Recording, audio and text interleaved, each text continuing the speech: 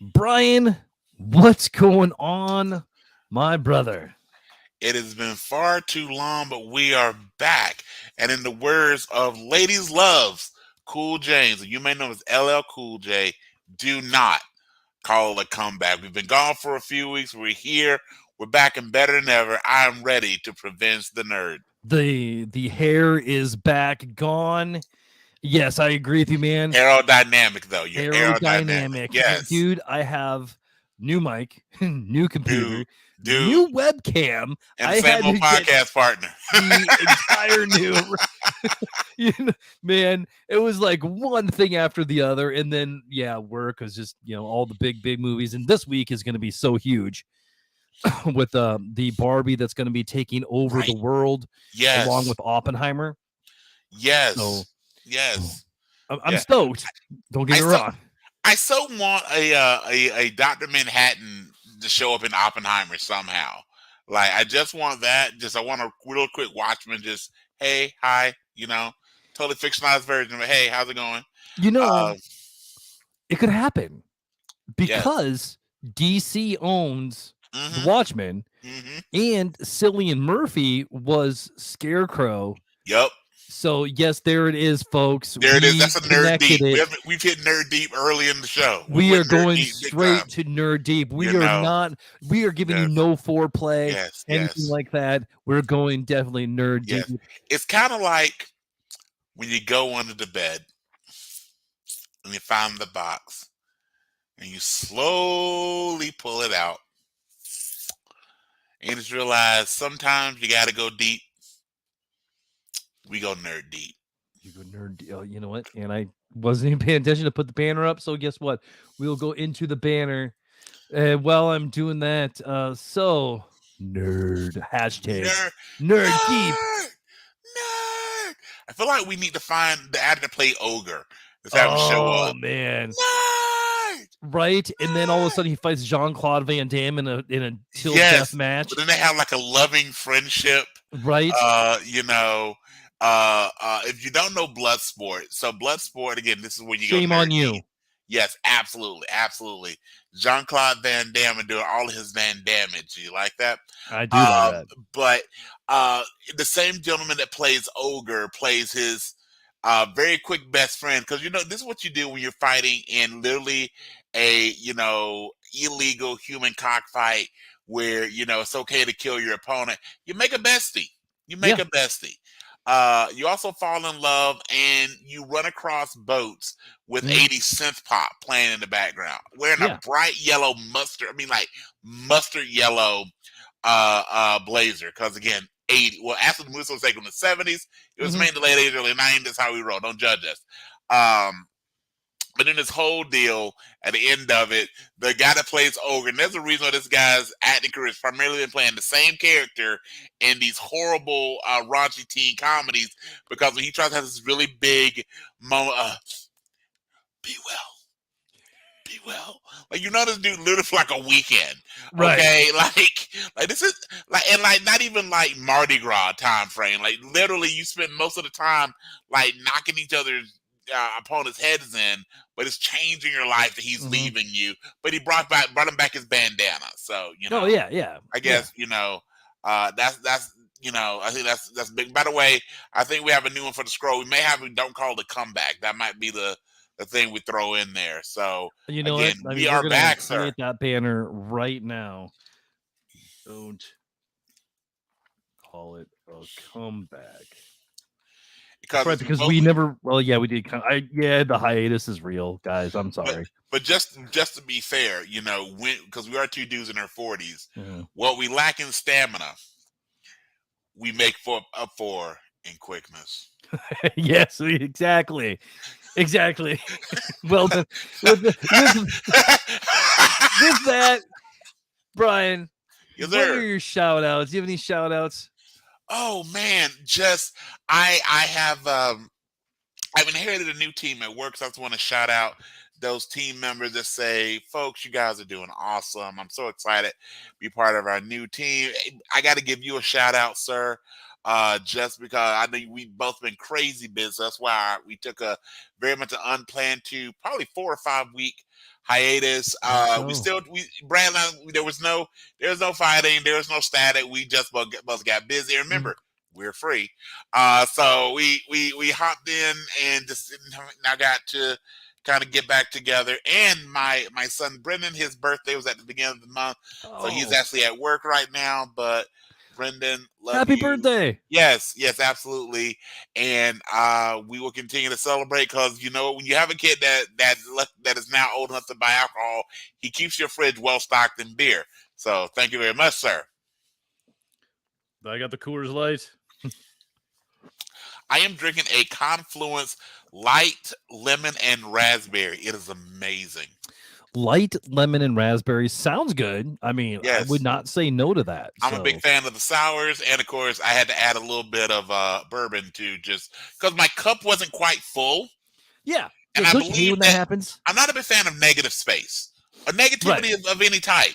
So I felt like if I'm gonna have the ice, I got to make sure that I just feel like it would be a waste of space, and I'm not a fan Mm, of that. mm. So by the way, this is if Fox News can say they're fair and balanced, damn it, we can say on a new one, no negative space. So No, yeah, that's right. we do not have negative space in our cups. So I added just enough bourbon to take on the negative space. So which the I sour's still winning. So it's a good day. I like it. My shout out's going to be to my people that I work with as well. They've been busting their butt getting ready for the Barbie movie. We got some big things happening there. We're going to do an early screening of it this coming up Wednesday. I'm going to be there. I'm going to be watching it Sweet. because unfortunately I don't have enough. There's not enough hours in the day for me to do a double feature for that and Oppenheimer. And there's Yes. still a good chance I will definitely go to a late showing of Oppenheimer. So yes, I'm stoked for the movies. Is there any chance that Ken, played by Ryan Gosling, will take Barbie and do the lift, a la Dirty Dancing and Crazy Sexy Love? Is there I any hope so. chance we'll get a lift? I Um, I hope so. okay. Please, Now please. I'm and I will probably see the. Oh, do I hear a cameo coming You hear a cameo with the talking blue to the mic. tongue? Hi. Hey, can we instead of Princess Leia, can we now call you Smurfette? Brian, here, you can talk to him. Here you go. Put those on. Hey, Princess, Hi. how are you? Good. Can we now, because you have the blue tongue, can we now call you Smurfette? Ah. Oh.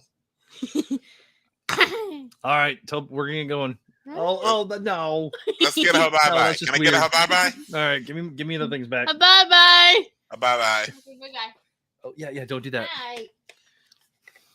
Yeah, you walk away of this and things break. Yeah. So, Oh, I do got one additional shout out, sir. hit me. I got one more shout out. So I've been super busy at work. I was about 4 weeks past due on getting a haircut and getting my beard lined up. So again, our mutual barber, Kelly, over at Universal Cuts, he came in strong, cleaned me up. I'll be seeing him next Saturday as well. So Kelly, somehow if you hear this, again, as always, you are a fantastic barber. And thanks for doing the best you can with this canvas, which I know is hard work. So I will appreciate be seeing him soon too. I need to make my beard appointment since I'm leaving this off for a while. Yes. So. I am getting there, but mine is happening naturally, so it's a slow march to baldness. But I'm sure I will be joining you. Yours is my choice. Mine, unfortunately, is due to Mother Nature. Go, you know what? I'm gonna give you plenty of hair on your face, your head, not so much. Yes. Yeah, that works. Speaking of TV shows and movies and all the kind of fun stuff, do you have any shows, movies, and games of the week? Well, okay, so I've had several that I've been such a huge fan of. So I got to kind of think about the ones. So first, I'm going to go with something fairly new, and it really kind of straddles between TV show and movie by the fact that it is on our streaming service. So if you've not had a chance to watch this, Brad, I got to give it up to Bird Box Barcelona. It is fantastic. Have you had a chance to watch that? I haven't, but I saw it in the new stuff Sure. yesterday, Yeah. and I was gonna see if the wife wanted to watch it with me tonight. Yes. So So are you familiar with the original Bird Box with Sandra yes, Bullock? Okay. fantastic. Yeah. So it's the same event, right? So Mhm. no spoilers there. If you saw the first one, the same event that impacts Bird Box in the US. In fact, if you saw the original Bird Box, that ends with the whatever, and what is use that term, the whatever, the Mhm. visitors, how they impact Europe, specifically Barcelona.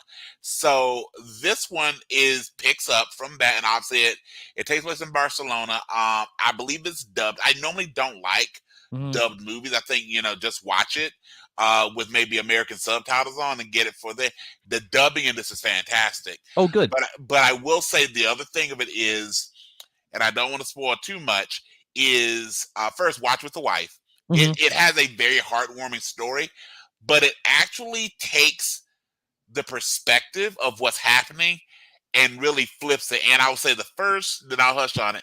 Probably the first 10 to 15 minutes is one of those you go, oh wow, and sets a totally different tone for how Good. they handled the Bird Box events Mhm. in Barcelona. And I really like the first one. I Did think I this one is far superior really? to it. So I really like Bird Box Barcelona.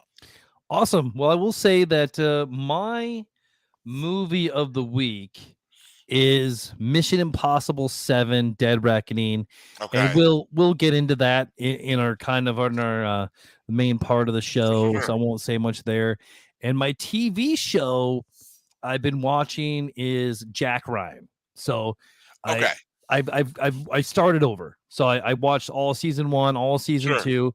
Sure. I'm now 2 episodes into season 3.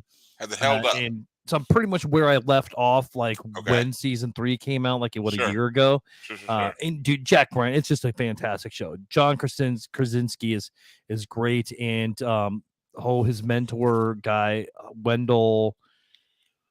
I can't think of his name. He was in Suits. Why can't I think of his name? Which Wendell. character did he play in Suits? I can't He remember. was Meghan Markle's father. Oh The yeah. him. He's Yes. He's great in anything everything he's that you in. see him in. And gosh, Yes. I wish but anyway, Yes. great stuff. As far as games are going, I haven't really had time to really get Sure. into the PS5 much at all. Okay. Getting ready for movies and working a ton and all that. So I think TV show movies. I think I'm gonna gift myself the PS5 this Christmas because I'm really excited for the new Prince of Persia coming out on 4. But I've heard that it is much more immersive if you get the PS5, so that may be Mhm. my excuse. And speaking of, in fact, again, we don't plan a lot of our content. I actually have been rewatching Suits, so I started from the beginning, and it's such a good show. Who is your favorite? I wonder if you can. Mm. I'm going to ask you your favorite character, but I want you to see if you can guess who mine is. Who is your favorite character on Suits? Honestly, it's not one of the main characters. It's Okay, the tax attorney in season 1. What's his okay, name? I can't think of his name now. The the he grows into the good buddy of mine, the guy with the shaved head, or the flat top. He's the balding guy. okay. I think I know who you're talking I about. can't think of his I name. can't place the character at all, but But I can't yeah, place his he's name. my Okay, it's Harvey or him are going to be my okay, favorite. okay. But You want to take any stab at who mine is? I mean, Meghan Markle. Sarah Rafferty, number 1, as Oh, gorgeous that's as right. Meghan Markle is. She is not Yeah, competing with Sarah Rafferty and yeah, as a nerd. Gina Torres, come on now. that's true. And Firefly, Buffy, well, Angel really. And of course now 911 Lone Star. mhm. So yes, but my Yeah, absolute favorite character is Mr. Lit. Come on, Lit. That's my guy too. that's what we're talking about. Okay, Yeah, Lit. see to Yeah, me he's that's the his main name. character. So yeah, Yeah, he is just so so awesome. abrasive and horrible. Yes. But also, the people he loves so. Mhm. I feel like he will be the third member of our podcast trio. Oh, Like absolutely. he just, I mean, he's balding a little bit, Mhm. it's kind of broken. Look, I mean, he's He like fit right chubby. in. He's chubby but slim. He's very Yeah. quick. Yes, and absolutely. So yeah, so Mr. Lit, the actor that plays you, we appreciate you. There's a toast for anybody that prevents the nerd. Awesome. And with that, we'll go ahead and we'll hit that music. Funky beat.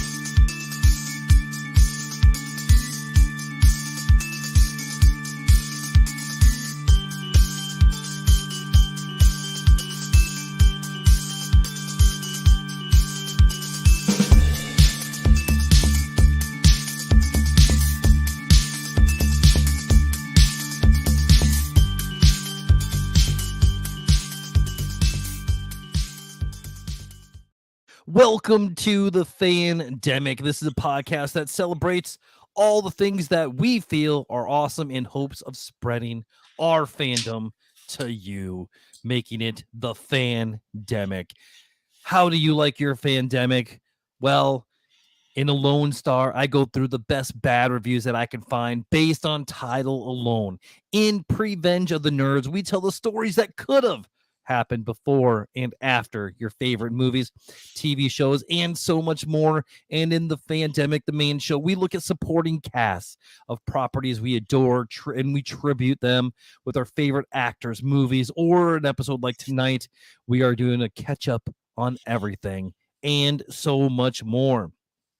Plus, I have interesting conversations with amazing people monthly. I'm the self proclaimed Emperor of Awesome, Bradley Butin, and this is the unverified twin of Dwayne The Rock Johnson in the eyebrows, the unverified twin of You Love Him, Shamar Moore in the nipples, and the unverified twin of Dave Batista in the head wrinkles. And we're and what was the Terry Crews? What are you, the unverified twin of Terry Crews in? Oh, jeez, I don't remember. I wrote it down. I just wrote Terry Crews, thinking I'm not always remember this. I don't remember. All I right. wish I had his abs though. I really would. Right. You know what? I'll tell you this. With enough baby oil, we all look like Terry Crews. Agree. This is Who Are You, Sir? My name is Brian S. Dennis with the S that stands not for ketchup, but for catsup. CATSUP. And my friend, I am so glad to be here this week and all the weeks going forward, sir. Yes, I think we will be back. I don't see any problems moving forward. But tonight, we're to catch up on everything. I got a list of a bunch of the things that we didn't get a chance to talk about. Sure, We're going to give our thoughts. We'll give it a quick review, and we'll move on to the next one. Now, I thought of 7, so if I'm missing anything, then let me know. That's our Magnificent 7, sir. By the way, if you see Magnificent 7, are you a fan of the original or the remake with Denzel? You know what? I don't. It's been such a long time since I've seen the original. Sure. But I've watched the newer one several times. Yes, Denzel Washington's version. Yes. Starring Chris Pratt, of course. Yeah. And is anything with Dave Batista and Chris Pratt? Hey, Bradley, as always, you will always be my Jube. Oh, yes, I love it. Yes. I love it. All right, Brian. I didn't wait for it to come out on Disney Plus. It was released last Friday on Amazon. I scooped it real quick, and I watched it over and over again, and it holds up so well. Man, a little bit of ocular perspiration in that, for sure. I got to get me a raccoon at some point. I know it'll probably scratch my eyes out and give me rabies, but I really want. But then you can have, then you can just get an eye patch like Fury, and just be like it happened by a flurkin. Who's got the better facial prosthetic, Nick Fury with the eye patch or the High Evolutionary with the mask? Nick Fury, man. You can't beat the eye patch. Nick Fury's eye patch. That patch is fantastic. Right. I mean, like, you just can't. I mean, even Yondo's mohawk cannot beat the eye patch. Yeah, you got to get. I wonder, like, did they put like some type of, mercurocate or what kind of antibiotic they use for Sean Gunn when they implanted the fin? Like, did that sting a little bit? Was it covered by his HMO? Like all the questions. I think he's got a problem with that right now. For real, right? For real. By the way, we obviously, because we're free, so we are on no contract with anyone. But I believe that I don't believe anyone should work for free. I think anyone should have their work devalued. So for all our creative brothers and sisters out there fighting for what you feel you're deserved and owed, hey, good luck to you all. Absolutely. By the way, so for those of us, a lot of times we put our needs and our fandom and the things we like, our shows and our movies above anything else. Remember, behind every TV show you like, every movie you enjoy, every song you listen to over and over again, there are dozens, if not hundreds of people that are part of that creative process that you don't see. Yeah. So again, so just because their name is not on the billboard or on the album charts. Remember that so many people work so hard to provide us entertainment. So I hope this gets resolved quickly. But again, I hope again. But please, please, please, everyone, know your worth, fight for your worth, and good luck to folks that are out there. Amen to that. It's like watching all the end credits on a Marvel movie. You know how long they last. Yes. That's what we're talking about. Yes, yes. It's like sitting through those credits to understand that it's really just about a guy hanging out in Missouri with his grandfather, Yeah. just Yeah. sitting at the table, reading the Eating paper. silverware. Yep, Which clean. Yep. do you think he's Quasar? I think he'd have to be. If he's Yeah. not, they're missing a great opportunity. Yeah. So was the latest answer the door? I know we're probably going to talk about these movies and others, and other things because again we're catching up. But did the later answer when you think that was wife or caregiver? They really didn't say. I don't know if they explained it maybe in the credits. But the later answered the door, the African American woman at the end of Guardians 3, Volume 3. Mhm. Do you think that's grandmother, maybe marriage after Quill went up to the stars? Do you think that was someone maybe as a caregiver? Because again, as I agree with you, I think Quasar Mhm. is maybe getting a little long in the tooth there. Yeah, I think so too. I think that's a step grandma. Okay, perfect, Yeah. perfect. Because that means grandma's gonna bring cookies. That's all my Oh, thing is. Like, yeah. And of cookies the are thing. necessity. Yes, Necessity. absolutely. Yeah. And there may be that there's little resemblance to Gamora there. So, it's There almost is. like for those movies that you have to stream, if he comes in as the step grandson Mhm. and maybe she's, making the bed and drops something and he has to reach under and slowly pull out a box.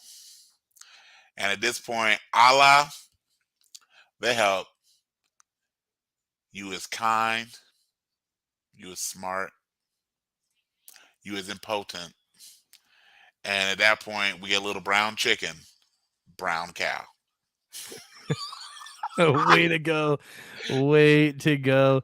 Uh, Blame the bourbon, man. That might be a new drop. Blame the bourbon. All right. Let's save us from all me. right. All right. Okay.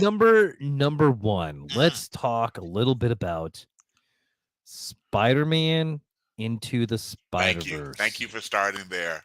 I have to start Um, strong. just before we go anything further, hopefully our audience has seen these, and hopefully you take and let's do the scroll. There will be spoilers because some of Yep. these products have been out long enough that hopefully, if you really want to see, you had a chance to see it. So some of these we'll talk more in depth. Let's start off with Spider Verse or Across the Spider Verse is number one, probably the most visually beautiful movie I've watched this summer. Yeah. Just I'm just animated, so the Mhm. artwork is there, but I mean, just the mashup of the different styles and making every trip to every universe and every spider person. Not only did it give the spider people different looks, which is really hard to do with that Mhm. many characters. Yes, you got the source document. Even then, to interweave that, I don't know about you, but I remember the old school like Mortal Kombat and Street Fighter. Like, remember Scorpion and Sub Zero were the same character that has Yeah. changed the skin? Like, Yeah. it's changed from like yellow to blue, but it was the same character, Oh right? yeah. There was no difference.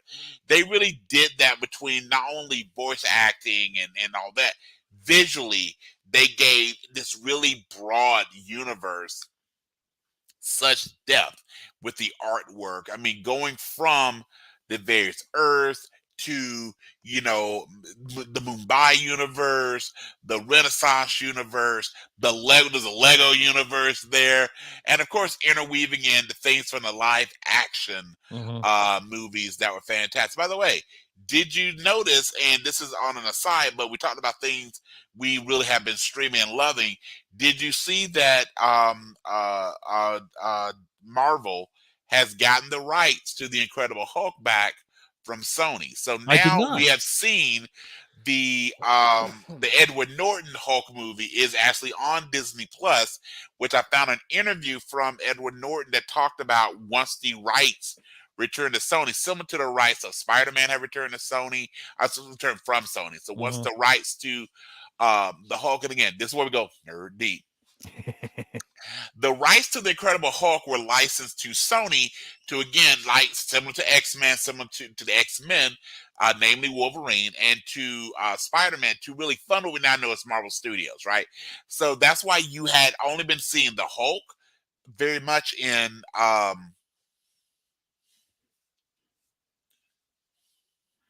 Oh, did I lose you? yeah, I'm here now. I just lost my screen, but if you can still Oh, hear me, the rest we can work on. But that's why you'd only seen the Hulk really in Avenger movies and then a Mhm. little bit in She-Hulk, right? Yeah. But they could not do a standalone Hulk product because of some licensing issues. Yeah. That is expired as of June 30th. So guess what came out as soon as that expired? Where they put the good Hulk movie that Eric Bana, you really tried. Nick He Nolte, did. you did try. But the Edward Norton one, which means, and I found an interview from geez, I'm forgetting his name real quick. The current Hulk actor. Mark Ruffalo. Thank you. From Mark Ruffalo saying, he was open to an additional Hulk movie and more series. That is now possible Hmm. now with the rights bounce back. So that was a quick aside there. This guy had that thought process. But back to Across the Spider-Verse, visually beautiful, Yeah. incredible story. And you and I have seen enough movies that have, cliffhangers and to be Mhm. continued. I don't know about you. Sometimes, okay, great. We know this is part 1 or 2 and all this sort of Yeah. stuff. It ended in such a way that, I mean, when we saw it together, and I've seen it multiple times, I'm sure you have as well. Mhm. But when we saw it together, folks in the theaters, grown adults were like, no. And it's a two and a Yeah. half hour movie that does not feel 2.5 hours. Yeah. Just like, wait, no, that's the end? Like, Yeah. no, like, what the heck? Because it ends at Part 2 right now. it ended at the perfect moment. Like, because I remember going, okay, now, between Spot and, again, spoilers, the other Prowler, all these things. And, and again, just because it's mentioned into the movie multiple times, as always, Bradley, rest in power. Okay. Yes. Your thoughts? Man, I would say this Into the Spider-Verse will probably be my number 1 or number 2 movie of the year. Yes. It's one of the best movies. It's Yep. easily one of the best superhero movies that's Yes. ever been made. Yes. And it even outdoes the original, and it takes a Yes. lot for those to do it. It's like the original, it's a piece of art. It is. And It is. it is amazing and such a good movie. For as great as the Tobey Maguire movies were of showing the human side of Spider-Man, of Peter Parker, this delves so much into who Miles Morales is. Yeah. More than being Spider-Man. Just who both Miles Morales is and this version's Gwen Stacy is. And I think I've shared it with you before. One of my favorite characters I really wanted to see come to life on the big screen was Spider-Man 2099. And they did a fantastic job with that. And I've seen again multiple times. Brad, I don't know about you, but that chase scene after they do kind of the reveal Yes. of the interdimensional team, it's long and just running through that. And come on, who doesn't love Mayday? Right. Oh man. Who doesn't? The only thing that they can maybe do, which I actually love Chris Pine's voice acting, the only thing they can maybe do was they actually gave us Tobey Maguire voicing that Spider-Man. Because that's the only thing. Yeah. But you notice at the very beginning they did actually reference the most recent live action Spider-Man with him and Doctor Strange. So even then, Marvel does this better, and I know we talk about Marvel a lot on this show. Marvel, it's got to be dizzying the amount of product that they've pushed out and the amount of canon they've pushed out. And they actually mentioned canon in Across the Spider-Verse. The fact that they're able to do those little drops of from product to product that it goes, hey, we're listening, we're paying attention, we're tracking our own stuff. So you know what, fanboys and girls, fan people, you don't have to keep track of it. We will help you, which again, with as much moving pieces as there are to the MCU, as we integrate a lot of these other things, I just found it fantastic. So yes, that was my quick and dirty on Spider-Man Across the Spider-Verse. I love it. All right, let's move on to Transformers: Rise of the beasts. Okay, so here we got to stop here because here's my question to you: Optimus Prime or Optimus Primal? Optimus Prime. Of He, course, he, he was Generation 1, man. He of was the course, red of truck. course, of course. But you know what? Primal came strong. He did. And Yes. I am not a fan of Ron Perlman, but he was Yeah. so Oh, good he in was that. so good. So good in that. So good. And back to what I said earlier. Come on, that scene with Bumblebee. Mhm. Don't call it comeback. Okay, first off, we have been really lucky this summer between Transformers, Rise of the Maximals, as well as with Guardians of the Galaxy Volume 3. Guardians of the Galaxy Volume 3 always has fantastic music, right? Yeah. I mean, Guardians of the Galaxy we always say because that's a big thing for James Gunn. Right? Between Guardians and Transformers, as 90s, teenagers, the music in both those movies and the soundtracks are just so fantastic. Really quick, I know some people may get tired of me mentioning, but I think it's so perfect. I'm also really, really excited given with Spider-Verse and Transformers, we got to see a lot of different cultures and Mhm. points of view. Because you know what? Comics are meant to be universal, right? The stuff we Yeah. talk about is meant to be open. No one has a monopoly on the fantastic. Why we like it so much. So seeing Miles Morales, who is of Dominican descent, and then I want to say the star of Transformers is also of Dominican descent, maybe Puerto Rican, but Mhm. I say after Puerto Rican when I say this, I don't want to misspeak for any particular culture. But really just showing that, and you know what? No Shia LaBeouf, no Marky Mark, no Megan Fox. Well, maybe the last one they could have edited, but hey, but you know what? Uh, they I don't know if there's enough antibiotics to put on that Yeah. much of the set. It was a movie for the most part done with a lot of new talent, Mhm. and they made the focus, and they did one of the things that I think I wish they'd always done with these movies.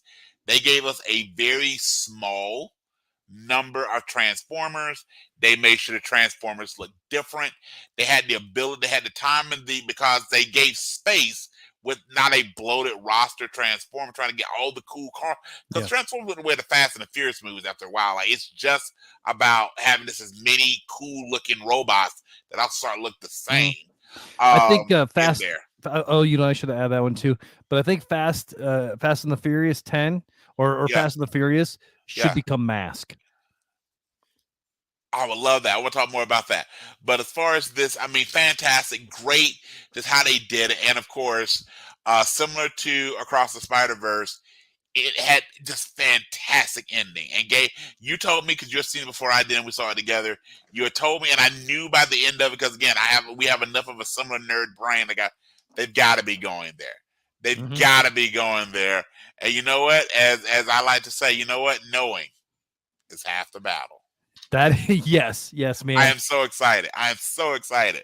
Man, this movie was for anybody. Anybody. I mean, You could have never seen anything about Mhm. Transformers and gotten in love this movie. Man, Absolutely. Anna and Leia saw that movie 4 times in the theater. That's awesome. 4 That's awesome. 4 times. Yeah, it was so good. So amazing. They had a great amount of heart, great yeah. soundtrack, just all the things. It's fantastic. And I think I even told you this, like, you're gonna look at Mama Said Knock You Out the same way as Don't Sleep Till Brooklyn. We did for Guardians 3. Yes. And yes. Yeah. And they proved, and again, Bumblebee had became such, and I think Bumblebee should. yeah. After Optimus, Bumblebee is for most people the number one Transformer they're familiar with. Mhm. But they used similar to Rocket. They showed through the absence of the character how much the character means. So the majority of this movie, there was no Bumblebee, Yeah. and so when Bumblebee makes that return, and you're right, when you drop LL, don't call the comeback, and the mask drops, and you just realize, first off, you realize why Optimus Prime would be the leader of the Transformers. Yeah. Bumblebee's the badass. Oh yeah. Like no one messes with Bumblebee. And thank you for never giving us Goldbug. Thank you so much for that. To see him, and I thought for sure, like, are they giving us Rodimus? This is a little like Rodimus. Well, I kind of thought that was I happening thought it was too. gonna give us, yeah. But then I kind of figured, like, I think Bumblebee is Hot Rod. Yeah. I mean, I think There's those enough characters of are the together. melding. Yeah. Right. Yes. With the Camaro and all Yeah. that. So I mean, Yeah. yeah. And and they gave us a really good Unicron, Mhm. similar to, again, for folks that are maybe thinking about what you're going to do with Fantastic Four now that they're going to be integrated into the MCU. Yeah. And I know for those of us that saw, in fact, I read an article the other day that was talking about, there've been, I think, three Fantastic Four, at least recently, there's been more, Mhm. but recently been three Fantastic Four movies. We're still waiting on a good one. We are. Mhm. That's how you do a big scale monster like Galactus. How they did Unicron. They gave us some in the beginning. They used the emissary really as how we talk about this character, and then they brought him in. Yeah. That's what they did. That's what they should do. Because those really big Marvel with how to handle Thanos. We waited a decade literally for Thanos. We got him Yeah. here and there, but for you to see Thanos go Thanos, they made us wait a decade. So by the time we were ready, it's kind of like when you go under the bed and you pull out the box and you've been waiting. You've gone out to dinner, you've had a few drinks, you maybe came back and listened to a little, maybe a little 90s R&B, maybe a little Jodeci, a little Boys to Men, maybe a little Brandy if that's your flavor, and then finally you get to that moment. And after all the anticipation, then and only then do you find out what's in the box. All right, sir, give me number 3. All right. Number 3. Have you seen Elemental? You know what? It bombed so bad. I didn't get a chance to. Tell me about Elemental. All right. So I'll fill you in. Elemental came out the same time as The Flash. Whether that was good or bad, Yeah. you can be the judge. I think Disney was banking on you know what, we're gonna steal this from Yeah. The Flash. Pixar From might be in some WB. trouble now, unfortunately. Yeah. So, in my opinion, Elemental just came out at the wrong time. Okay. It was fair. a good movie. It's really, really light. I mean, it's really, really heartwarming. I love the characters. The characters are freaking amazing. It just came out in the middle of everything else. I mean, I think at one time we had Fast and the Furious still going on when that came out. Yeah. I mean, we had Fast and the Furious, Spider-Man. I mean, like Sure. Transformers. It gets to be a crowded summer sometimes. It really does. Right. Yeah. Right. Especially when movies can't catch legs and stick around. So yeah. Yeah. And it really wants you to go see it. Yeah. There's nothing like wait for it to come out on Disney Plus. What's better, that or Inside Out? Because it gave me Inside Out vibes. Okay. Inside Out. Okay. Inside Out is superior in every way. Okay. However, Elemental's a good movie. It is a Okay. really good movie, and I wish it would have came out in the winter. Thank you. But yeah, it seemed more like a Christmas time movie. Yeah. yeah, and it, there was just too much going on at that time. Sure. But I mean, the kids liked it. They liked it more than Rudy Gilman Teenage Kraken, which we're not even going to talk about that one. Okay. Yeah. Yeah. So because a little bit I know about Elemental, to me it seemed like that would have been a perfect movie to send out around Valentine's, President's Day, where typically you have, and again, for those of you that really get nerdy when it comes to movies, the two big times for movies tend to be around the holidays and then around summer. So what typically happens when you get to the month of February, those big blockbuster movies that came around the holiday period, they are kind of ending. Now we're kind of getting maybe to like Oscar times. We get a lot of those artsy movies. We're not yet to the late part of spring where you start seeing the summer blockbusters release. So really from that late January till really the beginning, really from January till about the end of March, early part of May, that's when you get those kind of movies that, will really become popular because it's not blockbuster season, right? Yeah. It's cold. A lot of people aren't trying to go out for a lot of country. It's cold. You're not trying to go out into the movies. So that's when a lot of the time those kid movies before the Marvel universe really took over the box office, and pre that, like Will Smith, like the Aliens was running the box office. Yeah. That's where you'll really see a lot of those movies. And that's really, I think, when it should have been released. Mhm. Expectations become much less. You Yeah. don't got to make $100 million in 2 weekends, things like that. I also remember before COVID, $100 million in a weekend was really what they wanted to see. It does, like, I agree with you. Having not seen, I'm sure I will see it. It Mhm. just came out at the wrong time, and again, it gave me flashbacks to Inside Out, one of my personal Mhm. favorite Yeah. out of that library of folks. And Pixar always does really good animation, but you also got to have a reason for folks to go. And apparently, and unfortunately, just didn't hit when it came to that. So, Yeah, all right, and it came out with the Flash, and we'll go to the Flash next. yeah, But I was hoping you go the there. the Okay, Fl- the Flash and Elemental came out on Father's Day weekend. yes, And here's the problem with that is if you're a dad and you're gonna go see and you guys are gonna go to a movie, yep, you should be going to the movie that dad wants to see. absolutely, And and movies are expensive these days. So yes. I mean, other than this next weekend for Even matinee Barbenheimer, movies are you know, becoming expensive. Yeah, right. Double features are pretty tough. I mean, like sure. you and your spouse, or you're gonna spend $100 if you want to go to the Yeah, big theater yeah, yeah. for just the movie, Yep, yep. $25 a ticket. So I mean, it is expensive. Yeah, And when you have your kids being like, oh hey, it's Dad's Day, and then they're like, oh, let's go see Elemental. right.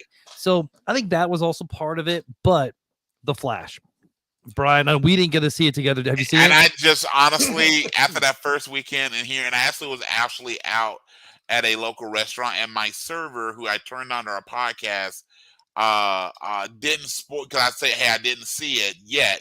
What a thought! And again, he lamb blasted that movie so hard. He didn't give me any details, Okay. but he lamb blasted the movie so hard. And before I want your honest thoughts. I'll Mhm. watch it once it comes out on streaming. But the way he basically summed it up, he goes, two things. This was an Ezra Miller movie, so we got an Ezra Miller movie. And he goes, Michael Keaton stole the movie. As I think you and I were in Yeah. agreement was probably going to happen. So now please educate me on The Flash. So he's right. There was too much of Ezra Miller, and there was a lot of Michael Keaton's Batman, and Michael Keaton's Sure. Batman was awesome. Thank you. Thank Um, you. Yes. but it felt Thank you, like they Tim Burton. doubled Thank you so down. much for that. They doubled down on Ezra Miller. Okay. And there's spoilers. I'll give some light spoilers here, Sure. because I'm sure you already know this, because there's two Barry Allens in here. Yep. Okay, Yep. and nobody even wanted to see one Barry Allen being Give us Ezra two. Miller. Yeah. So, and the other thing is in the movie, they even talk about having the same person as two different people. They did it with Batman, Sure. obviously, because Sure. you had three. Well, you had more than three, but three memorable Batman Okay. are in the movie. You Okay. have Michael Keaton, you have Ben Affleck, Yep. and George Clooney. Gotcha. Okay. And so you have that. And with that being said, at any point in the movie, or even just at the end, he could have just come out of the Speed Force after the whole movie was done Mhm. and been a different Barry Allen. Sure.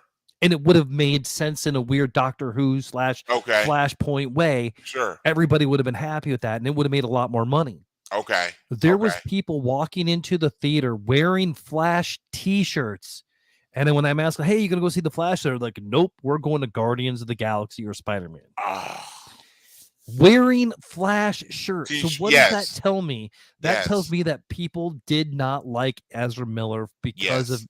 the things that happened. Ezra Miller being Ezra Miller. Right. Well, okay. So again, as soon as not seeing the movie, I can speak to you some of my challenges with the whole Ezra Miller deal. So Yeah. and that's what I thought were going to be challenges in the movie, unfortunately found out to be true. So number one, let's Yeah. start with Ezra Miller. And this is not meant to crush anyone's career Yeah. or anyone's choices. Okay, I have definitely lived not the perfect life at all. So this is in no Same. way judgment. However, when you looked at what came out of Justice League and anything that Ezra Miller's been in under that DC banner, forget his personal life for a moment. Right. That character just did not resonate. It's how they presented the Flash, the weird kind of armor thing that he quirky. wears. Mhm. Really, you had this really great popular WB show for years. There's almost no connection to that. Mhm. The character sounds I mean, he's kind of annoying, Yeah. to be honest with you. You really have, again, whether you like Justice League or not, you definitely have Batman, Superman, Wonder Woman on one tier. You did honestly have Cyborg, and then down here you've got this guy in a red suit that's fast. They Yeah. really don't even flesh his abilities out beyond he's fast. Then you flip over to the MCU, and their version of the multiverse has been really thought out well. Mhm. You can't control what another studio does. Mhm. But when you look at Spider-Man and how they had handled the multiverse and how they brought in Tobey Maguire, Andrew Garfield, and Tom Holland, and have really the collection of that. Then you've got the Spider-Verse movies we just talked about. We've got all these versions of Spider-Man. If you just take those two movies, the Spider-Verse movie and the last of the Spider-Man No Way Home, I'm forgetting the name, that's not the name of it, the third one. But when you look at it between those two movies, you easily have 24 versions Oh yeah. of Spider-Man.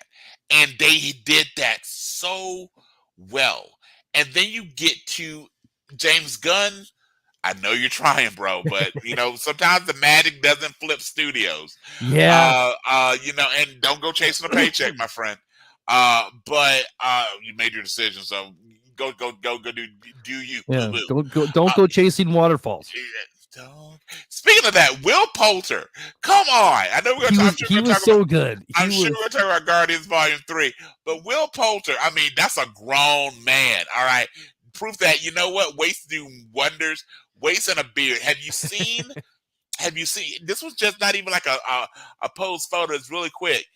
He took just photos just out in the community with like a beard, and the fangirl thirstness or fanboy, the fan people thirsting over what a difference a beard makes. Kind of like with Paul Rudd. When Paul Rudd grows out a beard, like, oh yeah, the beard does the beardies. Okay, over here. So Will Poulter, you can join the beardy crew. But all those things, they had challenges with Justice League, challenges with Flash specifically in Justice League. The idea of the multiverse and multiple WandaVision with the two versions of Quicksilver, a speedster, all these things, and then how well they've done Flashpoint in their animated products. Instead of them taking the lessons learned and integrating this, what I'm hearing you go is they tried to make Ezra Miller a star, and there's a lot of money in these movies, yeah. right? Let's just call it is what it is. It just didn't matter. And and I hate to say this, I don't know about you, I wasn't really excited. I mean, when they started addressing the different movies, I was really excited for Jason Momoa's take on Aquaman. And Mhm. I love the first Wonder Woman movie, and we make fun of it, but Martha, Batman vs Yeah. Superman wasn't bad. It wasn't as good as it could have been, but it wasn't bad, right? Yeah. These I don't people know will if not any. call us.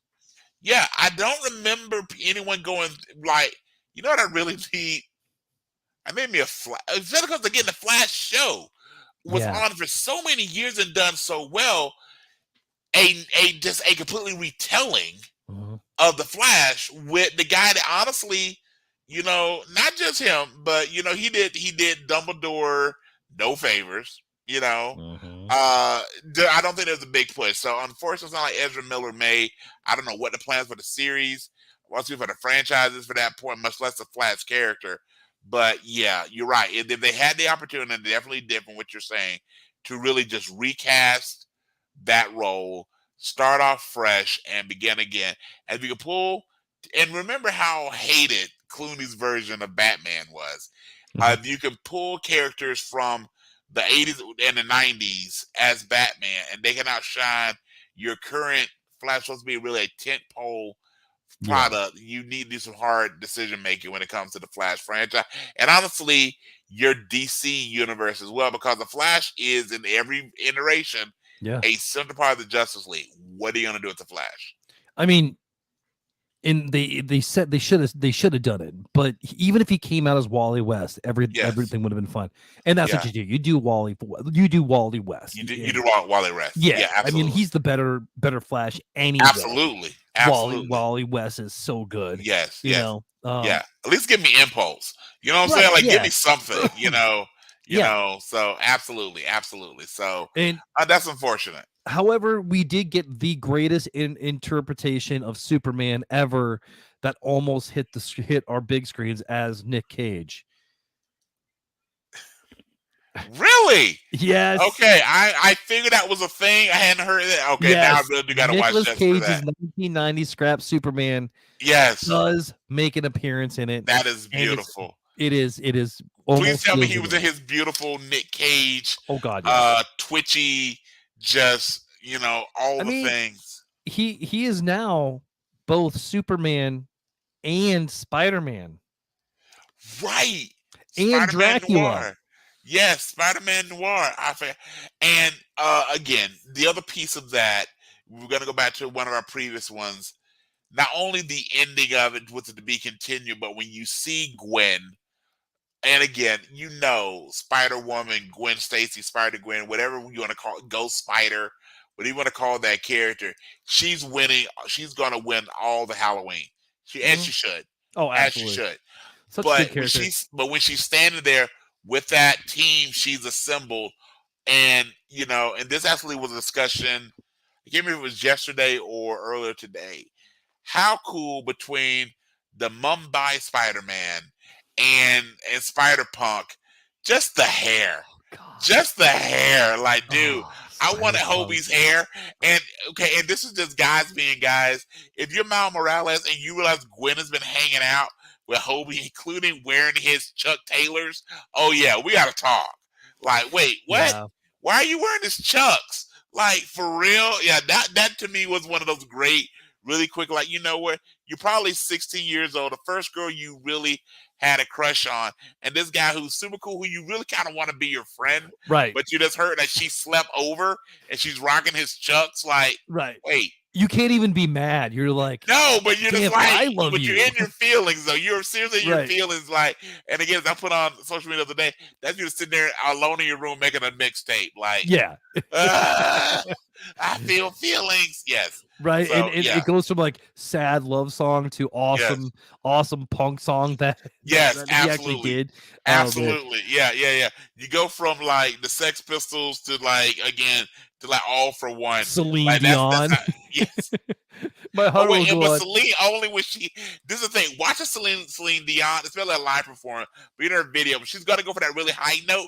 She like hits her chest, Mhm. like so. It's really like when she's doing the theme song for Titanic, when she's going, my heart would go on. She's this thing, and then she would like let the note fly. Like that's that moment you're in your room, going, maybe this was me. You sit alone in your dorm room with your radio, this dubbing music, and when that one song hits, it's like. You're feeling all your Selenas. So, yeah, Right. absolutely. All right. What's next after Flash? All right, after the Flash, we are going to talk a little bit about Indiana Jones and the Dial of Destiny. All the alliteration. Now, All the alliteration. Brian, did you get a chance to see this? I did not get a chance to see Indy. New job took over so much of my time. So break down Indy for me. Indiana Jones feels exactly like the old trilogy. If I had to Good. rank the 5, Good. it would Good. be it still would be after the original 3, but of course miles before Kingdom of the Crystal Skull.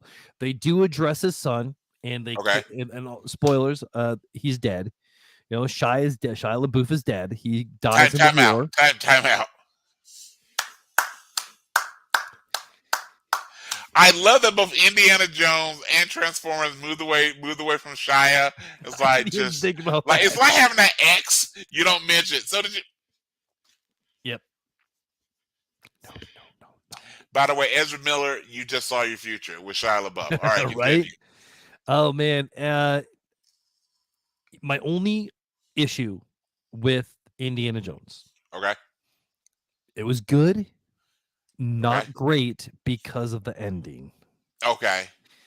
And here it is. They gave him the absolute perfect ending. Okay. Perfect. I couldn't even dream up a better ending for Okay. Indiana Jones, Okay. and then they didn't stop. Isn't that And heartbreaking when then you get to the part that this really should end yeah, and we keep going? yeah. Okay. And not only that, after it should have ended, they leave a 10-mile long plot hole. Mm, And it man, it did it for me. I was like, it went from like all right to sure. like Gotcha. Gotcha. like in Transformers, you desperately want to watch the Yeah. last 5 minutes of the movie. Sure. In this, you're like, you want to leave 5 minutes You wanna? Yeah. before the Yeah. end, so you Yeah. can remember it. You can remember the ending how it should have been, and Yeah. then Yeah. Yeah. and you could tell they added that on there. They freaking added it. You could. It's so easy It's to just tell, that. Okay. Okay. and Similar to when we watched Iron Man 3, and you just loving the moments with the Mandarin, and then they do and again they fixed it and they did a great Mhm. job fixing it. But when they first do the reveal of Trevor, you go, yeah, this was going so well. yeah, yeah. So well. Why? Why did you do this? So, Yes. do you want me to spoil this ending for you, or do you want to see it Yeah, for yourself? go ahead, but I do got a quick one before you Yeah. spoil it, which is fine. I just checked. Harrison Ford is 81 years Mhm. old. Was he able to? And I'm sure that between what you require him to do, some people to do, and just all the creativity that you can do with movies, could he still pull off Indy? Could he pull off Indy at Yes. 81? Okay, good to Yes, hear. oh, yeah, and the By de-aging the way, was he's 81. wonderful. But the fact he's 81, so good job Yeah. out of Harrison. He's 81. But all right, go ahead and hit me. Give Time us the travel. spoilers. He No. could have been the thing that he was looking for in the future. And I love that. The way that they set it up, it was Okay, freaking they did awesome. it well. You know me, I'm not a big fan of time Time travel travel, unless but it's you meant to would be a like time this. travel movie. Okay. Right, right. And they don't say it was him, but it was somebody else. But I'm like, it would have been cooler if it was Indiana, but it worked out. I was Okay. like, leaving him in the past was what he wanted to do. He didn't want to go back Okay. to the present time Okay. at all. All And right. so the girl that he's with punches him. He wakes up weeks later in the present. Okay. Like our president? Weeks later, Weeks. fix everything that is wrong in his life is Okay. fixed by the time he comes waking up. You're like, good punch there, young lady. Yeah. Yeah. Similar to as much as I really, really enjoyed Endgame. And I get why you do it in Endgame because that happens a running theme. But the whole Cap going back and getting with Peggy Carter, it gave Chris Evans and Captain America a really nice nostalgic exit. It also flies in the face of so many things that they did. That the more you think about that, the less you like it. This sounds like one of those like, why? Just And Brian, that is a perfect segue all into the right. next one, Mission Impossible: Dead Reckoning, because Peggy Carter herself, Haley Atwell, is in the movie, Let and she's fantastic. Let's just take a moment for Haley Atwell. Just okay, continue. Yeah. Mission Impossible, it's action from the beginning to the end. As it should be. Yes, it is a perfect Mission Impossible movie. Tom Cruise is Tom Cruise in it. He's the same character that Ethan Hunt. Yep. It's great. You know exactly what you're going to get in a Mission Impossible movie. Sure. And more. Because in every Mission Impossible movie, they up the ante just a little bit. And it's a little more extreme, and this is no different. What they're after, it makes sense that there's going to be a part 2. It's great. You definitely want to see this on as big of a screen as you can. Gotcha. I can help you out with that, buddy. Well, hey. I want to see this again. We're overdue, so absolutely. We need to do it. We need to do it. We need to make it happen. Yep. Yes, man. So good. Okay. And I got to give credit to Tom Cruise again. LRH. All right. Yeah, because he's in his 60s. Yeah. So that's the other thing that I mean. At some point, we need to just think about that. Again, we are close to the same age bracket. Mm. And I think everybody goes through this, but the '80s legitimately feels like it was last week. Right? And you have between Schwarzenegger. By the way, Fubar is fan. If you've not watched Fubar yet, Fubar is still fantastic. But when you look at Schwarzenegger, we just said Harrison Ford is 81. Tom Cruise, who's going to be of a lot of those Yeah. 80s action stars. Van Damme. Yeah, a lot of We those, have again, Expendables coming out soon. yeah, but Cruise is going to be among of those of that group. When you look at Schwarzenegger, Stallone, a lot of stuff, he's going to be younger than a lot of those. He's in his 60s. But because those movies, because the advent of cable TV and streaming services, you can watch, you can watch the original Top Gun. You can watch all of the Terminators and Predators and Over the Top and Rockies and all those things at nauseum. Those individual, and of course all the Star Wars canon, indie canon, you can watch those movies over and over again, and the actors kind of get frozen in time. So then when something gets released in 2023, and you think about like 83 to 23 is 40 years. 40 years, and these are all adults when Yeah. these are all folks that minimally in their 20s, probably mid 20s when these movies came out. So do the math on that. It's amazing. So unfortunately, a lot of these such action-oriented movies, they're aging out of a lot of these. Tom Cruise comes in phenomenal shape, but unfortunately, similar to we talked about with Peter, with the voice of Optimus Prime, things happen as we get older. But similar to Harrison Ford being able to pull off the character at 81, Cruise still pull off Ethan Hunt in his 60s. Yeah, and they even address it. I mean, they talk about Ethan Hunt aging out. He's like, I've been doing this for over 30 years, Yeah. So I mean, and they do a good job of that. So like, I think Tom Cruise's biggest accomplishment will probably be Top Gun Maverick. Yeah.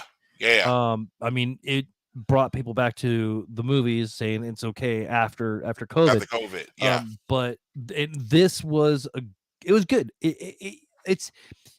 It's one of those movies. And I bet he's also had a career. Maybe he also had a career because after that Oprah Winfrey jumping up and down in the Katie Holmes deal, and so much about Scientology came out, there's real concern. This guy's career is done. Yeah, like, this guy's career is, and he tried with some movies there here for a little bit, and nothing. I mean, he was like, it could be the greatest movie ever, and like, I love Edge of Tomorrow, but that movie did not do well, primarily because it was like, no one wanted to see Tom Cruise. His take on Jack Reacher. No one wanted to see Tom Cruise. But, and it really took Top Gun Maverick to really get people, because you go back to it like, okay, this is the Tom Cruise we like. And then, and obviously with Mission Impossible. So I'm glad. But there was a time that you thought like he'll never be the megastar that he was. So I'm glad to hear that. But also sounds like the movie itself was a good movie.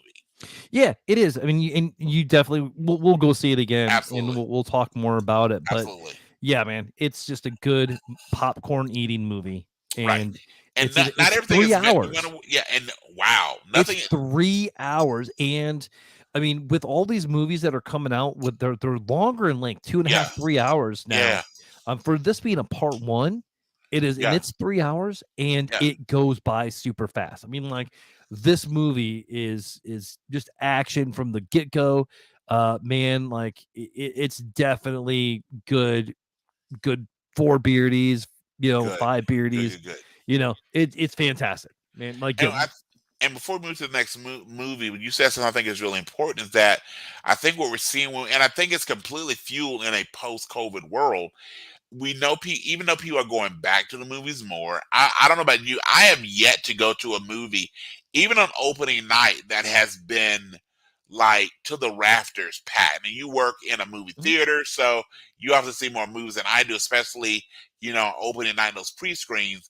But movies still today are not as, there's been occasional ones we've gone to that have been fairly full. But the idea of standing room only when it comes to movies isn't the same.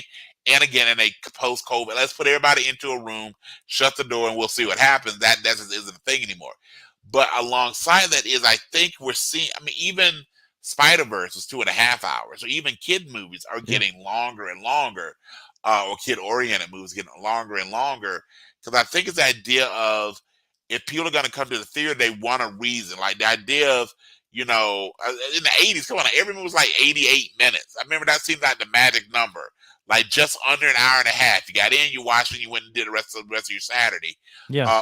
Or double features were easier. You mentioned earlier, like, I could watch 2 movies in 4 hours and be out.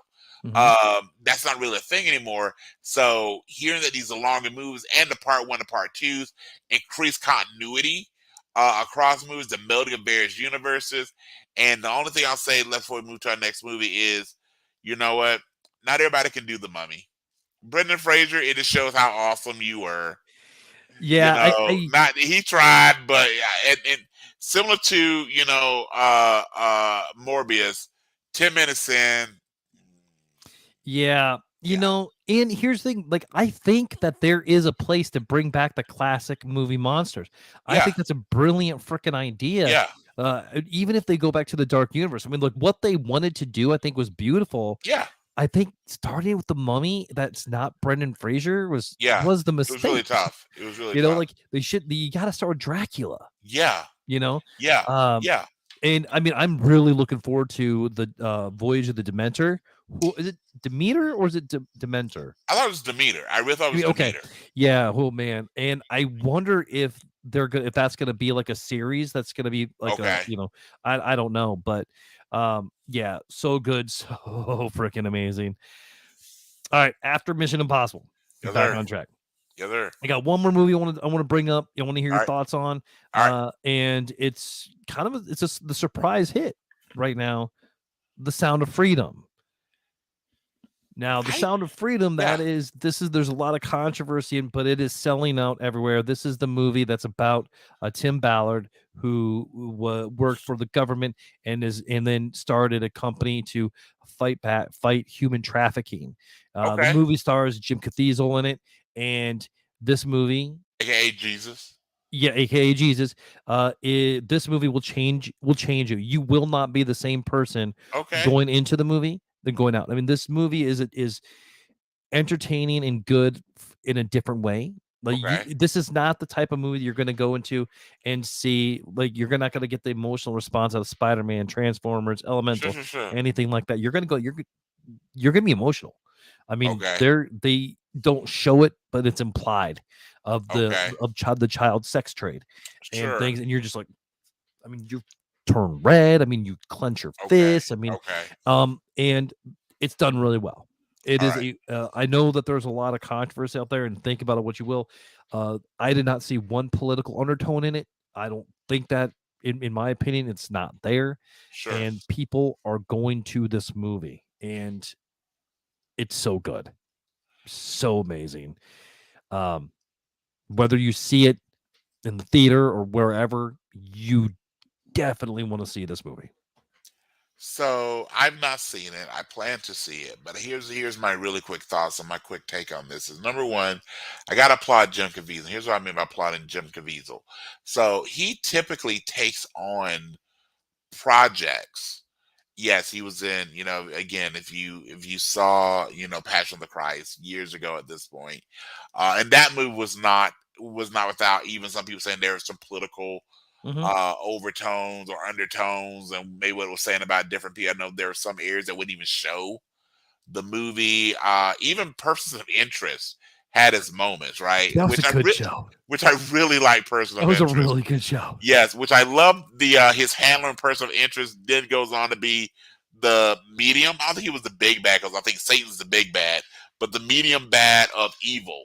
When he's taking on Luke Cage, I thought was fantastic. But anyway, um, he tends to do movies that have a soul, that have a heart, that have Mhm. a purpose beyond selling tickets. In addition to, this is again, and I won't even speak specifically about this movie because I haven't seen it yet, but about what movies really bring to us, and I'll kind of get your thoughts on it. Which is, and this is really because I've been watching. By the way, I will recommend for those of you that have HBO or the Max app. Period. Check out the documentary on the history of Warner Brothers theaters, because it speaks a lot to just how movies are done and how studios approach movies, especially when you hear from people like Steven Spielberg and George Clooney. It's the idea of, with any set of movie or movies, so when you talk about the summer, Mhm. and like I said earlier, the summer movie season, the holiday movie season is all about making money. Movies are made to make money for the most part anyway, but especially those two periods of time, the summer and then tail end of the calendar year, we put out movies that we think will make money, put butts in seats. But you also need those movies. It's great if they make money. And I looked at the numbers. This movie's making a lot of money. Yeah. It took about 15 million to make it. It's already about 90 million in box office. So that's a decent profit, especially in a post-COVID movie theater economy. With And those sitting on the things, shelf for 5 years. being said, movies are meant to at times be uncomfortable. They're Yeah. meant to make you think. They're meant to. We love movies about the fantastic, where people can fly and carry buildings, and we have an evil super bot, but after 2.5 hours, we're okay. Mhm. We do those things. I think there's so much unification to become this, but also we live, unfortunately, in a world where we need heroes. We need heroes that don't put on suits of armor. We need heroes that weren't bitten by spiders. We need heroes that don't become really cool rage monsters when they get angry. Okay, even and God love heroes with an eye patch. Since we're back, we got to say it. Samuel L. Jackson with an L stands for. And we got one more after we do. Is I want to bring up to you, get your thoughts on it. Mhm. But we need those movies and the political overtones. Whether you lean right or left, there's certain things that I hope we as a general people can agree on, and that kids should be protected, kids should be loved. And I think sometimes we overdo that for people that we don't like. Well, the fact that you wear a green shirt is endangering the kids. Okay, pump your brakes. But I really am excited to see this. And again, Jim Caviezel is an excellent actor, and I am really am excited for this. And you're right, and not to mention Mira Sorvino, one of my all-time favorites, and I'm really Yes. excited for this. So yeah, Yeah. Yeah. And she's not in it a ton, but that plays to part of the movie. which is Um, important as well. yeah, exactly. But you could just definitely tell like what kind of what kind of Sure, role that part is. I gotcha. got one more thing, but Let's it's hit it. not a movie I want to bring up. Let's hit it. Secret Invasion. I hope that's where you would go. That was my one thing. If you didn't go there, I hoped Right, you would go Secret there, Invasion, man. bro. So, we are going into episode This will be episode 5? 4. This will be 4, episode 4, yeah. 4. So, This coming Wednesday will be episode 4. yeah, man, go Wait, ahead. Tell now I me feel what like I'm tell me what off. I thought maybe it is episode 5. Anyway, we're 4 or 5 episodes in, coming up this week, coming up this Wednesday. out of 6. Out of 6, yeah. So number one, again, so I was trying to be brief. I know we're well over an hour at this point, but this is a catch-up show. Mhm. So one of my absolute favorite things within Marvel has always been the dynamic of the Kree and the Skrull. Mhm. And we've had pieces of that going back to the first Guardians movie. And then we saw that expanded when we got Captain Marvel. We saw a little of that in Spider-Man Far From Home. But the Kree have always been, I think, a central part of Marvel, but also one of the things that I really want to see develop, how that would look on the big screen. And you have seen that done so well, and the fact that they're doing it with Nick Fury and Samuel L. Jackson leading that, and they again, it's all in the execution, right?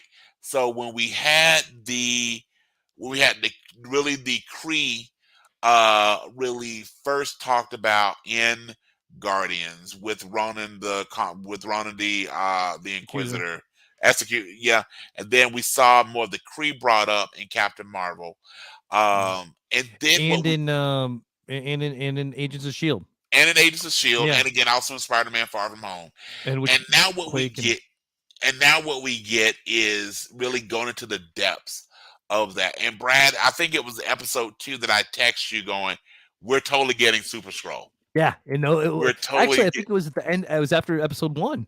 Oh, okay. So I was Mhm. like, we're totally getting Super Scroll. Yeah. So, and We here's had why. some freak out texts. Yes, yes, yes. Like again, like Brad and I would text her like at 6 o'clock in the morning. Dude, I know you're up on Wednesday, but we got to watch Secret Invasion. Yeah. Before I get dressed for work, like before I eat breakfast, bro, we getting the Secret Invasion in. Yeah.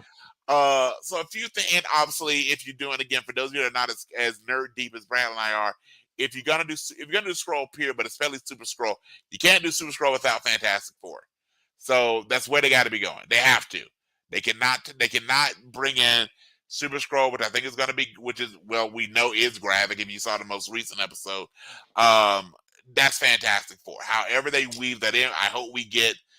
And I mean because I want to know. I want to be at episode 6 because going back to Miss Marvel, episode 6, I believe on that one where we saw totally lead into Marvels, right? They gotta give us something. Like you gotta give me Reed Richards is like a shield scientist or something. Like maybe the Baxter Foundation is a thing. You gotta give me something, right? But you can't do it. And here's where I'll talk about the actual show. I'm just talking about pieces of it. It is in every way so different. It's similar a little bit to Captain America and a Winter Soldier in that it is a slow burn. It is a slow burn. But not as slow as Andor was. And Snore? Yeah. How you mean Andor brought to you by Ambien? Yeah. Okay. I'll be reviewing that in a Lone Star probably very soon. We probably might have wrote the Lone Star review. I think we were one of like the 7 people that didn't like that show, but God, I couldn't get into it. But it gives you so many cool pieces of fury. I love what they've done with the again, there will be spoilers with the War Machine and the Rhodey character, how they handle Maria Hill. There's so many things. After episode 1, and this is my question on my hush is, before we talk about the full, with again 4 or 5 episodes in now, I think we're at 4. Now, we'll do a full episode on just Secret Invasion. What were your thoughts of it after? If you can go back, what were your thoughts on the show after episode 1?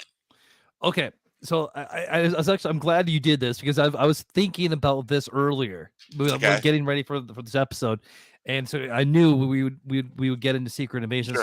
After episode 1, I was like, that was good, not amazing. Sure. And then after episode 2, I'm like, that's great. Yeah. Not amazing. Yeah. And then after episode 3, I'm like, yes, right.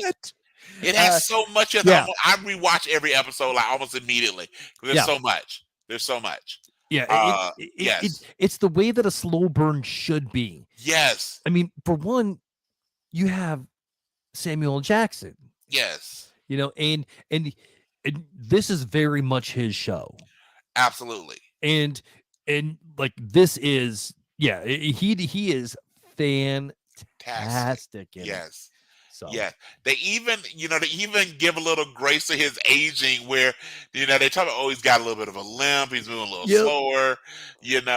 I love, again, not to give too many spoilers, I love how they've handled the significant other in this, which was done so well. I love the Talos relationship. Again, just that first. I think you and I would text each other. I think it would be episode 2 where when they're sitting at the table, and it's him and Rhodey, and they had that really great. It almost was like Heat. When you got De Niro and Pacino, right, sitting in the diner, it's almost like that in an entire franchise that is built on things blowing up and people coming in from the sky. And literally, to quote, Scarlett Johansson, these people are basically gods. They did such a great DC. Listen to this. They go, we have so much of our product and our movies and our shows that are big. There's still some of this, right? But let's make this as little as possible. Where we don't got people flying through the air. We got people like running down back alleys at night. It's a spy show. more Yeah. than anything else. And again, going back to Avengers, where when Robert Downey Jr. Iron Man goes, Tony Stark goes, as he's talking to Captain America, Fury is the spy. So when you're the spy, you're used to being smarter than everyone else, ahead of the game. The quote Hamilton, been in a room where it happens, and so much of this is him and Nick Fury catching up, but still sound like we talk about with Batman. Batman's gonna win because Batman's Right. Batman. Nick Fury is, Nick Fury's gonna win because Right. Nick Fury is MF Nick Fury, right? Right. But the execution has been, just chef kiss. It's been beautiful. It's I fantastic. okay, so this version of Rhodey, I'm not a huge fan of. I don't like him. To me, he's But I almost don't like think you're Norm supposed to. Osborn. But you're not supposed to, I think. I Yeah. think that's the point. You're Yeah. not supposed to. Yeah. Yeah, I'm because like that whole scene, I'm like, this is Norman Osborn's Iron Patriot. This is not War Machine. Right. Which with that, I'm like, okay, so this leads more into we're gonna get some type of Fantastic Four Yes. because of that. And I'm like, okay, are we gonna go by the Baxter Building Yeah. or something? Yeah. Now, Right. I do have a question for you. Yeah. Do you want to see Quake and Coulson in this? No, not with 6 episodes. I think we keep it tight. Okay. I think we keep it tight. If it was a 10-episode season, absolutely. Okay. Even an 8-episode, but with 6, no. I think that I like what they're doing, keeping it very minimal, very tight. You basically have 4 or 5 named characters, and they're really keeping it to that point. So I think that's where we keep it. But I agree with you that at some point, and I don't think it'll be anything big. That's just given how they've handled the show. I think, like you said, it may even be, like you said, just driving by the Baxter Building. Or my person, because we call the show Revenge of the Nerds. Here's my prevenging it out is we get to episode 6. They have whatever going to be the culmination of this season. And then someone, somewhere, maybe even the president, is going to have a file. And he's going to set it down. And all you see on the file, probably towards the bottom, is just the number 4. Oh, yes. Because think about it. Okay, everything Yes. that happens, go back to the 3 movies we've had in our more recent history, right? Okay. It's all about the scientist that goes off into space. He's exposed to the beams or whatever, and then they come back and they're changed. Could you imagine if so much has been the event? Remember, okay, go back to the Sokovia. I'm sorry, it's going to go long. I'm trying to be brief. So go back to the Sokovia Accords. So much of that's been that the Avengers have really no governmental oversight, right?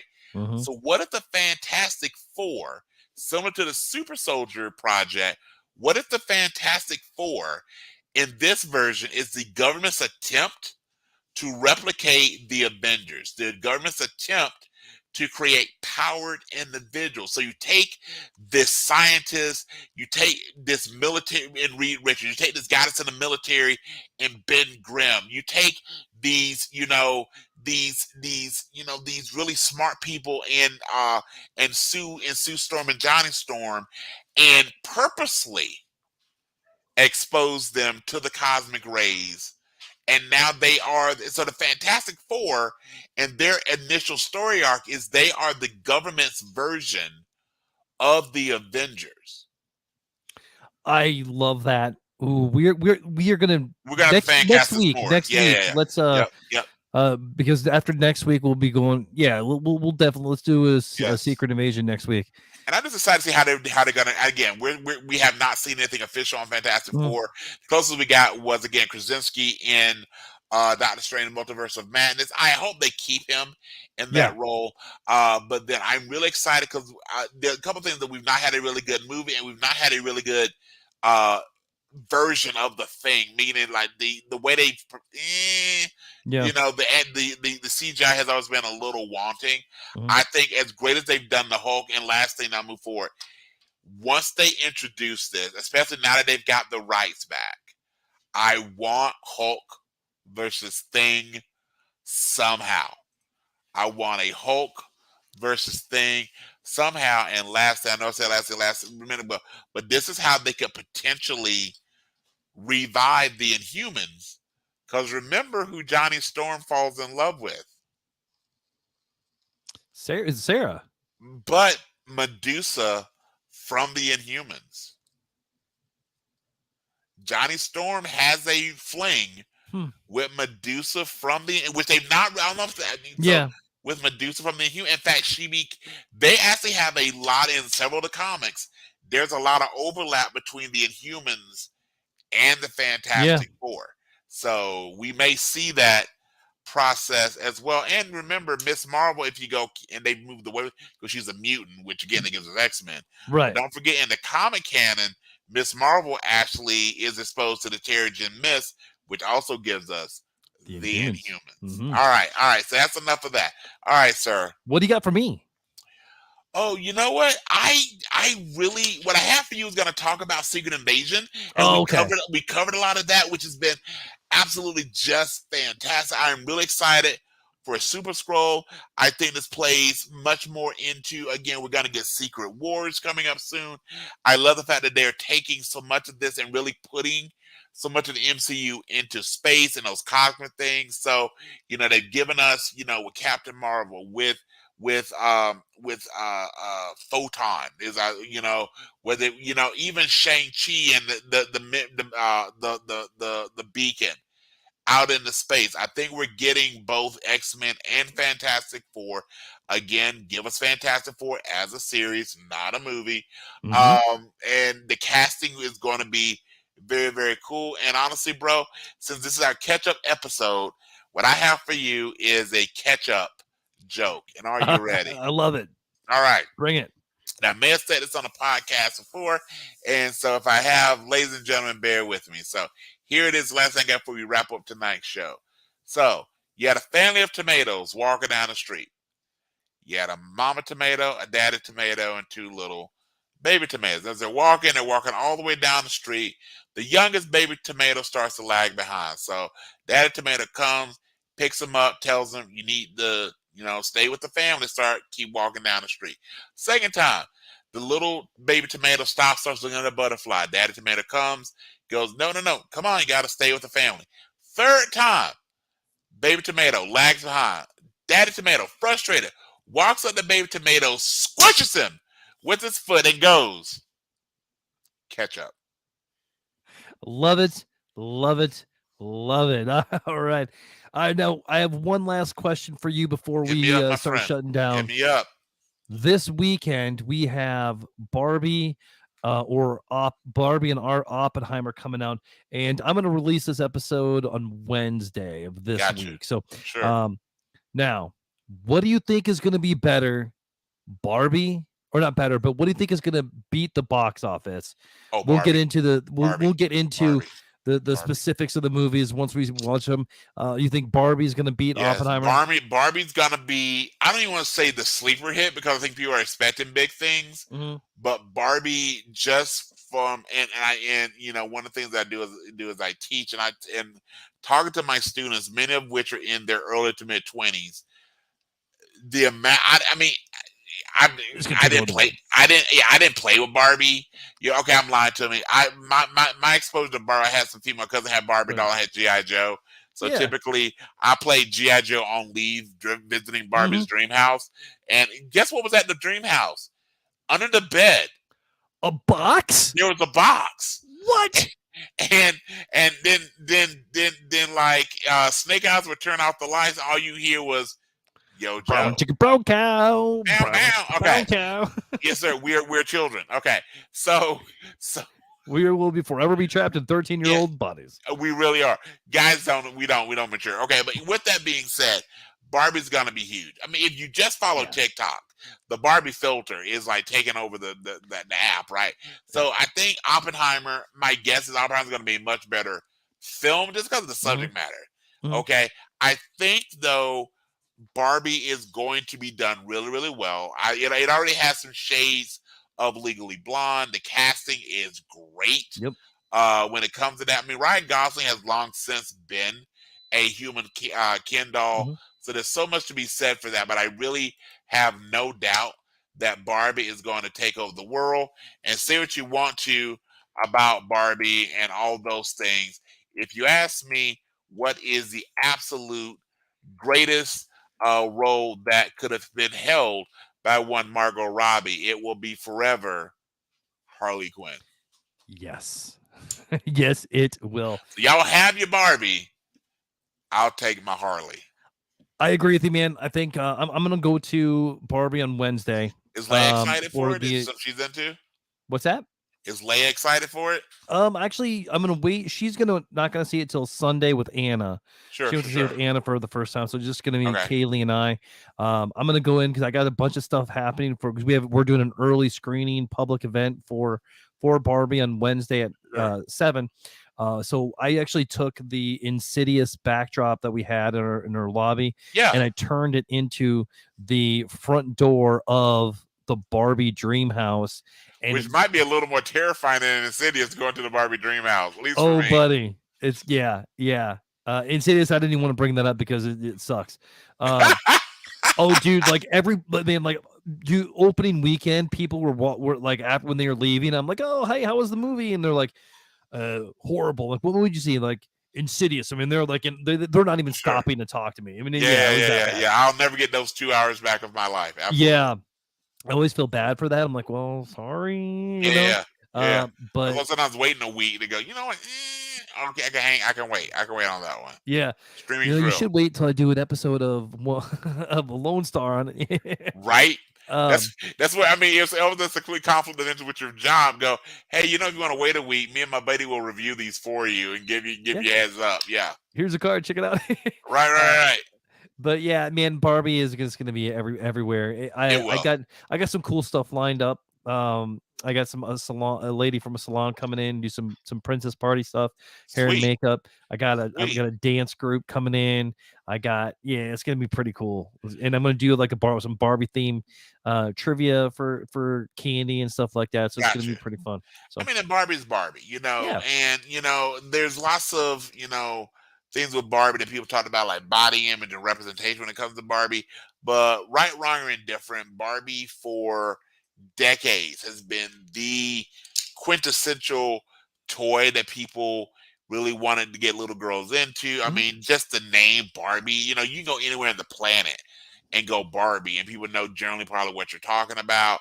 And again, given the casting and the people behind the movie, I think the movie is going to do well. I think it's probably going to be a good movie. Yeah. But for me personally, if you ask me which one from a film standpoint I'm most excited for, is going to be Oppenheimer. But when you look at dollar bill, y'all, nothing's going to compete with Barbie. Awesome. All right, with that, let's go ahead and start shutting everything down here. Let's go ahead and tell everybody where they can find you. As always, you can find me on the Book of Faces, Brian Stephen Dennis. Hop on. I typically post things that make me giggle, so hopefully you catch a giggle too. And let's try to keep it light, keep it funny, and give me a follow, give me a friend request, and let's do this thing together. Yes. You can tweet at me at Fandemic3. You can message me on Facebook at the Fandemic. I'm also active on TikTok at the Fandemic1. I've been putting out some reviews. I've been putting out a whole bunch of stuff at work. I've been making videos at work pretty much every day. I've seen those. Those are awesome. You like those? I just really did one for an Uno for my Uno tournament coming up next week. So I'm like, it's fun. So check those out. Give me a like, follow, say hi. Absolutely.